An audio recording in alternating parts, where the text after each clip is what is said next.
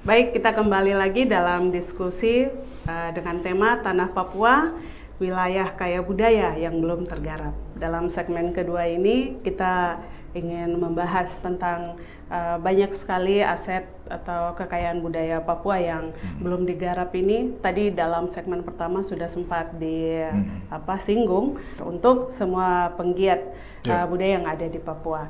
Ya, saya kira semua ekspresi budaya yang begitu kaya di Papua ini memang memerlukan ruang ya untuk dia bisa berkembang gitu ya.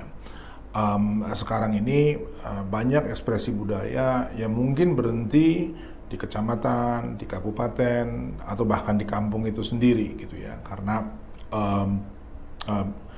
belum ada katakanlah semacam sistem pendukung ya yang bisa betul-betul membantu ekspresi budaya ini kemudian menjelajahi banyak tempat lain sampai keluar dunia, keluar Papua ya, sampai ke seluruh dunia. Dan salah satu problem klasik ya yang dihadapi dalam situasi ini tidak lain adalah karena kita punya terlalu banyak, sehingga kadang-kadang sulit mau pilih ya, mau pilih mana gitu ya. Noken saja misalnya kita tahu ragamnya begitu luar biasa ya, dari segi ukuran, dari segi bentuk, dari segi teknik, dari segi pewarnaan dan seterusnya. Jadi memang ada tantangan besar gitu ya, bagaimana kita bisa mengelola keragaman budaya itu ya, dan dikelola secara optimal sehingga dia bermanfaat. Bermanfaat untuk apa? Bermanfaat untuk memperkuat identitas, untuk memperkuat ketahanan budaya, untuk memperkuat kesejahteraan juga gitu ya, termasuk juga untuk memperkenalkan ya ke dunia yang lebih luas. Sekarang ini misalnya dalam kasus souvenir yang terjadi ketika ada keputusan atau kebijakan ya menggunakan noken sebagai souvenir dan seterusnya, mungkin waktu itu belum disadari gitu ya bahwa sebelum membuat kebijakan itu juga hendaknya memeriksa betul lapangannya seperti apa gitu.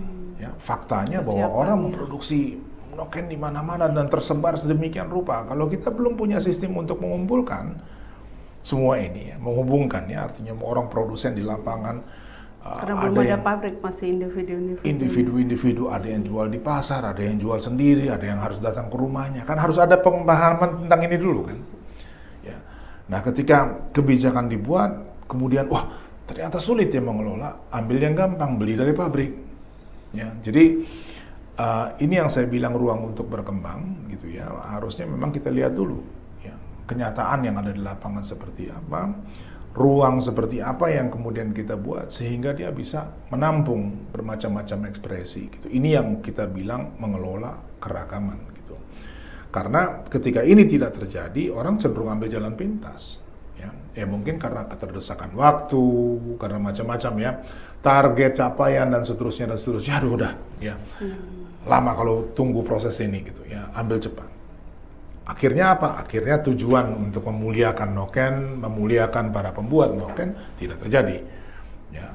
Dan saya mendengar keluhan ini juga, ya waktu keliling ada banyak yang menyampaikan, ini Bapak bagaimana? Sudah janji mau beli noken kami dan seterusnya. Jadi sempat ketemu juga dengan pembuat noken? Ketemu dengan pembuat noken, ketemu dengan mama-mama yang menjual. Saya kemarin malam itu masih di pasar mama-mama Papua di Jayapura.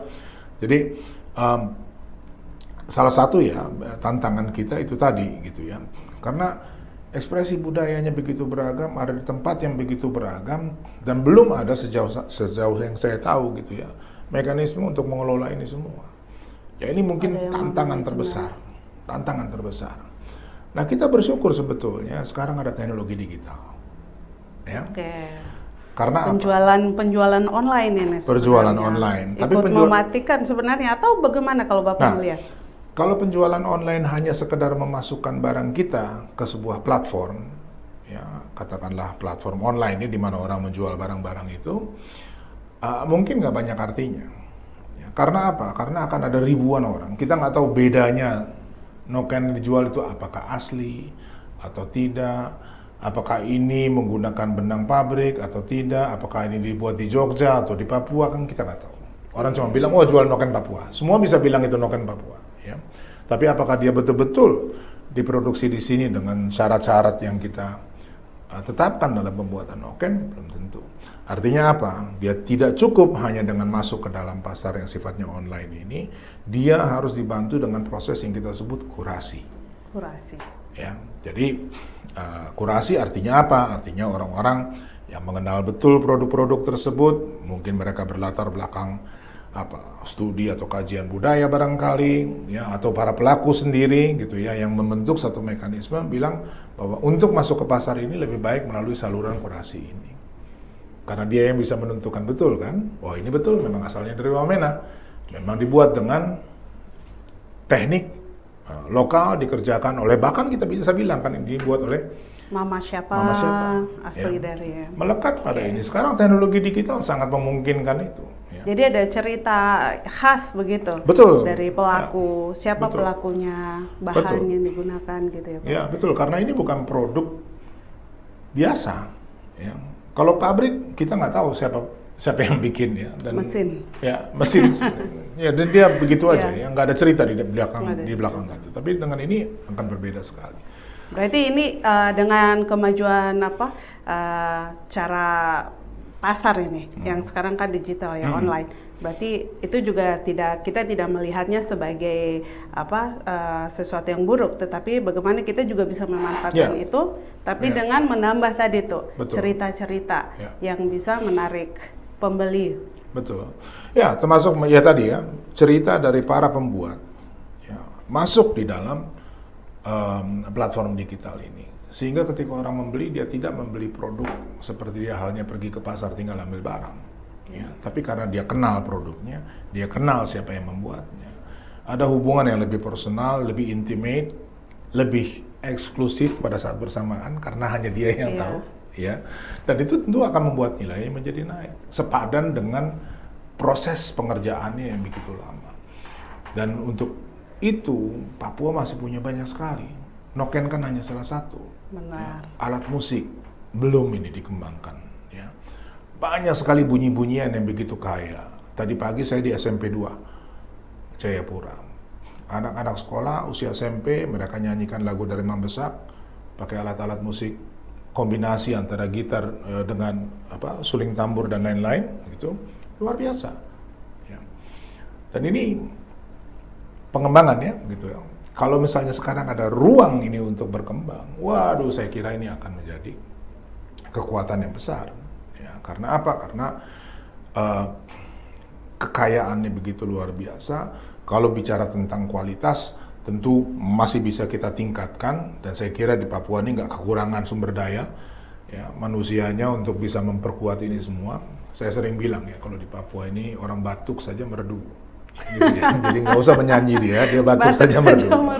Ya, jadi untuk mengembangkan kemampuan, mengasah kemampuan seninya itu kita nggak kekurangan orang. Ya. Tapi ruang, wadah, organisasi, sumber daya untuk mengembangkan semua ini, nah ini tugas besar. Ya. Tapi saya pikir ada satu tantangan ini Pak. Jadi misalnya kalau dari lagu tadi, bagus kalau tadi masih bisa mendengar lantunan yang dibawakan oleh anak-anak asli Papua. Tapi sekarang tuh di Jayapura kita dengar ini ya, kalau orang-orang tua biasa bilang lagu bicara-bicara. Itu lagu rap itu. Nah, jadi lagu bicara-bicara. Ya. Jadi sering orang bilang lagu bicara-bicara atau kita bilang lagu-lagu rap. Dan itu bukan pakai bahasa ibu, bukan bahasa asli. Dan saya pikir sebenarnya ini juga mungkin di satu sisi baik ya, kreativitas anak-anak muda dalam bermusik itu mulai berkembang. Tetapi di satu sisi penutur bahasa ibu, bahasa asli, saya pikir mulai berkurang ini. Dan sayang sebenarnya ini bisa jadi ancaman juga soal identitas budaya asli tadi itu.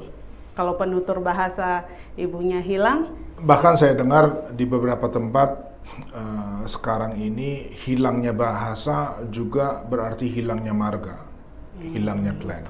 Ya, karena Papua kan pakai marga. Ya betul. Jadi ketika kemudian bahasa yang sangat spesifik digunakan oleh sejumlah orang, jumlahnya makin berkurang, mungkin karena pindah orangnya atau perkawinan terjadi campur dan seterusnya, sehingga dia tidak terus berlanjut gitu ya. Dan Betul, ini kehilangan yang luar biasa. Kenapa? Karena bahasa ini bukan cuma alat komunikasi. Bahasa ini adalah cara dari masyarakat untuk mengenali lingkungannya kan. Dia memberi nama pada setiap benda, kepada hubungan dengan sesama, kepada apa yang dia lakukan dengan bahasa. Ya. Jadi bahasa sangat-sangat penting gitu.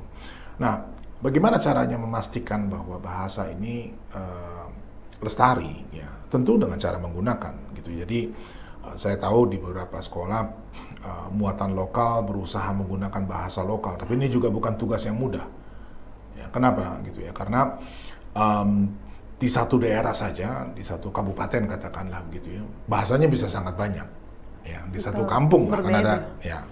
Di distrik saja ada perbedaan bahasa yang cukup kompleks gitu ya. Jadi tugas yang tidak mudah gitu. Nah, musik tentu adalah salah satu bentuk ya yang memberi atau memungkinkan ya di terjadinya transmisi bahasa seperti tadi anak-anak menyanyi lagu dalam bahasa Mamberamo ya dari daerah Mamberamo. Oh, daerah Mamberamo. Daerah Mamberamo. Bahasanya saya nggak bisa ingat sekarang. Ya. Ada Mamberamo Tengah, ada Mamberamo Raya. Nah mereka bilang ini dari daerah Mamberamo. Dinyanyikan oleh anak-anak lintas etnik sebetulnya. Ya. Bukan hanya anak Papua ada di sana, ada anak Batak, ada anak macam-macam gitu. Pokoknya semua yang sekolah di sana gitu. Dan itu saya kira indah ya, karena kemudian anak-anak dari berbagai macam latar belakang mengenal ya kebudayaan tempatan atau kebudayaan lokal yang ada di sini. Nah, soal kemudian ada hip hop, rap dan bentuk-bentuk ekspresi yang baru. Saya nggak tahu, tapi dugaan saya mungkin ada teman-teman yang mulai coba menggunakan bentuk rap. Rap ini kan bentuk ya, tapi kontennya konten lokal gitu ya. Jadi mengkombinasi itu semua. Di Jogja ada teman-teman seperti Kill the DJ, Marzuki menggunakan hip hop, tetapi pada saat menggunakan bahasa Jawa dan kontennya juga lokal sifatnya gitu. Jadi sebenarnya sangat mungkin ya, sangat bergantung kepada interaksi di antara para pelaku budaya ini gitu. Nah, ini sekali lagi masalah ruang ya. Sekarang mungkin yang terjadi adalah sekat-sekat. Ya. Hip hop ada komunitas sendiri, rap ada komunitas sendiri, mereka yang mencintai tradisi ada komunitas sendiri, tapi interaksinya mungkin belum terlalu intens ya. Nah, ini penting.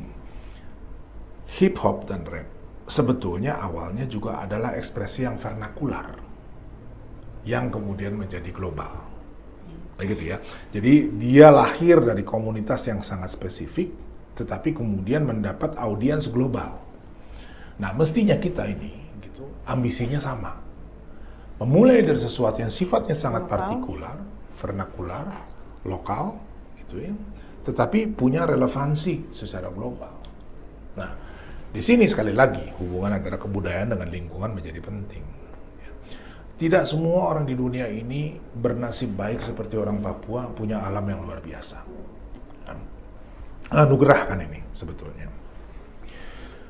Sehingga ketika tadi ya membuat syair, lagu, mungkin dia tinggal buka halaman rumahnya dia sudah dapat begitu banyak inspirasi. Ya.